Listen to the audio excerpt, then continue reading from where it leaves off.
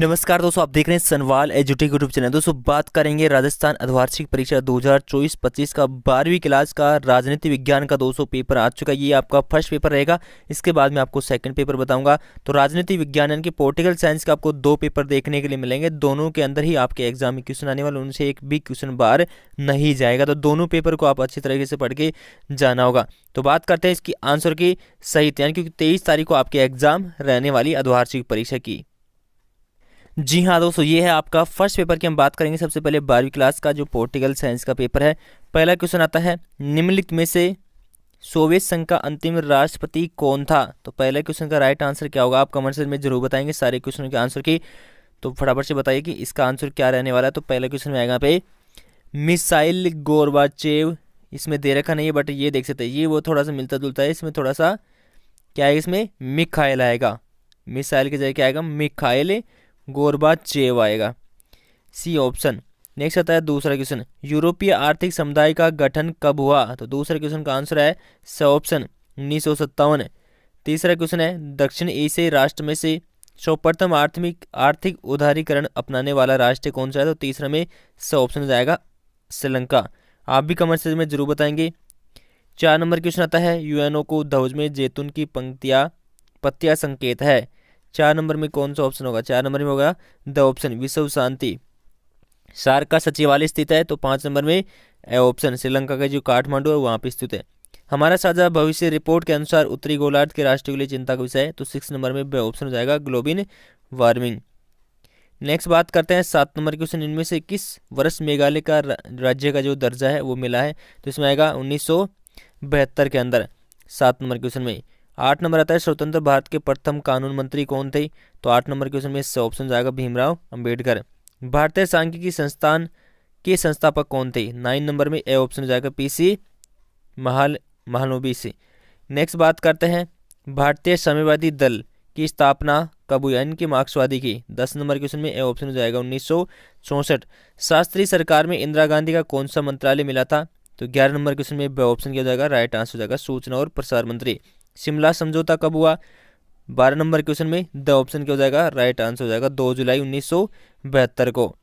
उसके बाद में आता है 13 नंबर क्वेश्चन, हरियाणा और पंजाब राज्यों का गठन कब हुआ। 13 नंबर क्वेश्चन में इससे ऑप्शन हो जाएगा 1966 में। साहबानो केस किस वर्ष आया। 14 नंबर क्वेश्चन में कौन सा ऑप्शन होगा, बे ऑप्शन हो जाएगा 1985। भाषाई आधार पर सर्वप्रथम किस राज्य का गठन हुआ। बे ऑप्शन आंध्र प्रदेश का। उसके बाद में आता है रिक्त स्थान वाले क्वेश्चन, भारत विभाजन की योजना को नाम से जाना जाता है, किस नाम से जाना, माउंट बेटन योजना के नाम से। दूसरा आता है, भारत में निर्वाचन आयोग का गठन है वो कब हुआ था। 25 जनवरी 1950 को। तीसरा आता है, 1960 के दशक को किसकी संज्ञा दी गई है, खतरनाक दशक की, खतरनाक। सिक्किम विधानसभा के लिए प्रथम लोकतांत्रिक चुनाव सन 1974 में हुए, 1974 जाएगा इसका। परमाणु अप्रसार संधि सन में हुई। तो यहाँ पे बात करते हैं, परमाणु अप्रसार संधि है वो 1 जुलाई 1968 को हस्ताक्षर के लिए खोली गई थी और 5 मार्च 1970 को लागू की गई थी। इसमें आ जाएगा 5 मार्च 1970 को लागू हुई थी। अंतर्राष्ट्रीय न्यायालय में मुख्य न्यायाधीशों की संख्या है वो 15 है। और आर्कटिक संधि संगठन का आधार है ये किसका है, अंटार्कटिका संधि का। अंटार्कटिका का जो अंटार्कटिक संधि है उसकी प्रणाली का है। उसके बाद में आता है यहाँ पे अति लघु उदाहरण प्रश्न है जो आपके स्क्रीन पे दिखाऊंगा आपको 1 से लेकर 10 तक। तो क्वेश्चन देख लेते हैं, शीत युद्ध की समाप्ति के मुख्य परिणाम क्या थे। एक साथ ही आंसर की बताऊंगा। 1968 के पश्चात मालदीव ने कौन सी शासन प्रणाली अपनाई थी।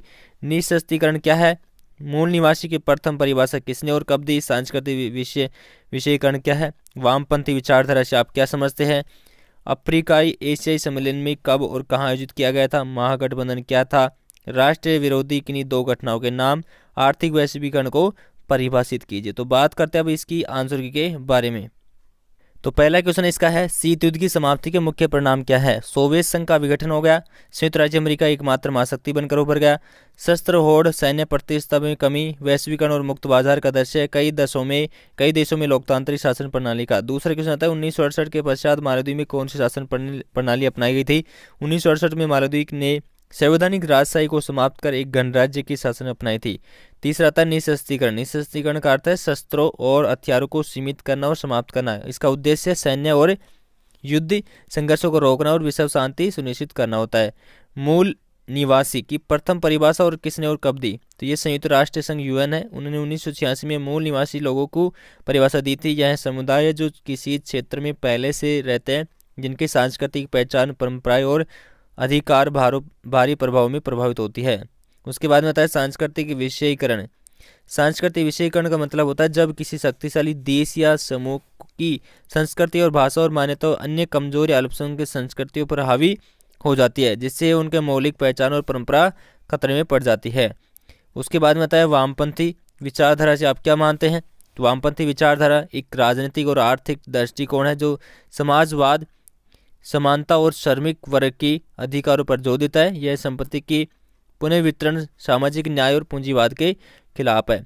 7 नंबर क्वेश्चन है, उसका आंसर हो जाएगा भाई अफ्रीकाई एशिया सम्मेलन है 18-24 अप्रैल 1955 को बांडुंग इंडोनेशिया में आयोजित किया गया था।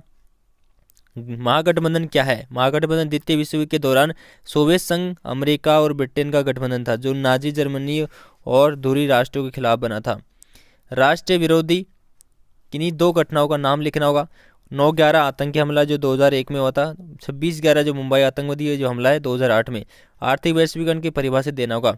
आर्थिक वैश्वीकरण का अर्थ है वस्तुओं, सेवाओं, पूंजी और प्रौद्योगिकी का अंतर्राष्ट्रीय स्तर पर आदान प्रदान। यह वैश्विक अर्थव्यवस्था के एकीकरण और देशों के बीच पर परस्पर निर्भरता को बढ़ावा देता है। तो बात करते हैं नेक्स्ट क्वेश्चन के बारे में। खंड ब की बात करते हैं। पहला नंबर क्वेश्चन, एशियन विजन 2020 का घटक क्या है? भारत बांग्लादेश के मध्य सहयोग के 2 उल्लेख बताना होगा। और एमनेस्टी इंटरनेशनल पर एक संक्षिप्त में टिप्पणी लिखेंगे। वैश्विक सुरक्षा के लिए किन्हीं 2 खतरों का नाम।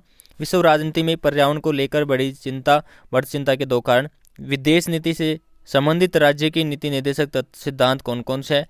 7 नंबर आता है 1969 में कांग्रेस विभाजन के 3 कारण। 1974 में हुई रेल हड़ताल का कारण और परिणाम क्या है? 9 नंबर आता है स्वतंत्र भारत में पहली बार जनमत संग्रह प्रक्रिया का प्रयोग कब और किन कारणों से किया गया था? राजीव गांधी के बाद भारत की राजनीति और स्थायी प्रभाव छोड़ने वाले किन्हीं 3 प्रमुख विकासों का वर्णन करेंगे। भारत में अन्य पिछड़े वर्गों के राजनीतिक उत्थान के लिए जिम्मेदार कारण क्या है बताना होगा। वैश्वीकरण की अवधारणा के बारे में खंड से की बात करते हैं। 13 नंबर क्वेश्चन, यूरोपीय संघ का अत्यधिक प्रभावशाली क्षेत्रीय संगठन क्या बनता है? WHO पर लेख लिखना होगा। एक पार्टी एक प्रभुत्व कमजोर जनमत के कारण होता है। इस कथन की पुष्टि करेंगे। सरकार ने राष्ट्रीय आपातकाल 1975 घोषित करने के लिए क्या कारण बताए थे? खंड द की बात करते हैं। 17 नंबर क्वेश्चन, सोवियत संघ के विघटन के परिणामों के मूल्यांकन करेंगे। वैश्वीकरण की दिशा में भारत द्वारा उठाए गए कदमों की व्याख्या करेंगे। 18 नंबर क्वेश्चन आता है भारत रूस की आपसी घनिष्ठ संबंधों का लाभ दोनों राष्ट्रों का। इस कथन के आलोक में अपने तर्क देना होगा। या वैश्वीकरण की वृद्धि में उत्तरदायी कारक क्या है? भारत के मानचित्र को दर्शाना होगा। ग्वालियर, जूनागढ़, मैसूर, अजमेर हो गया, मणिपुर, उदयपुर, हैदराबाद और त्रामेश्वर होगा। ये पेपर कंप्लीट हो चुका है। इसके बाद में आपको सेकंड पेपर है नेक्स्ट वीडियो में देखने के लिए मिलने वाले 2 पेपर आपको बताए जाएंगे पॉलिटिकल साइंस के, दोनों आप वीडियो देख पाएंगे। तो लाइक शेयर सब्सक्राइब जरूर करना। धन्यवाद।